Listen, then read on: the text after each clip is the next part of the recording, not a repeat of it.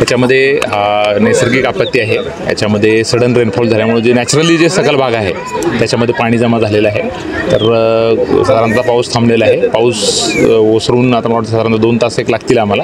आणि त्यानंतर ज्यांचं कोणाच्या घरात पाणी असेल तर आम्ही आमची जी महसूल विभागाची यंत्रणा आहे यांना पंचनामे करण्यासाठी आम्ही जिल्हाधिकारी साहेबांना विनंती केलेली आहे. आणि नागरिकांना आव्हान राहील फक्त की जिथं जास्त पाण्याचे प्रवाह वगैरे असतील त्या ठिकाणी विशेषतः मुलांनी किंवा वयोवृद्ध लोकांनी जाणं टाळावं. साधारणतः 2 तास आमची यंत्रणा आहे. ज्या ठिकाणी पाणी कुठं अडले असेल काय असेल तर ते काढण्यासाठी आमची यंत्रणा तिथं तात्काळ पोहोचेल.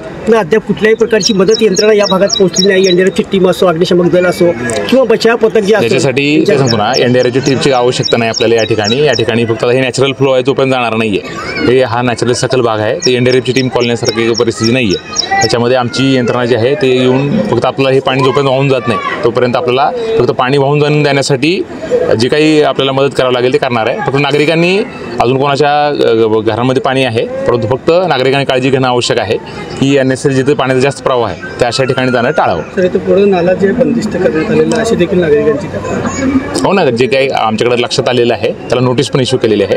आता समजा 1-2 दिवसात नाही काढलं तर आमच्याकडून ती कारवाई काढण्यात येईल. धन्यवाद.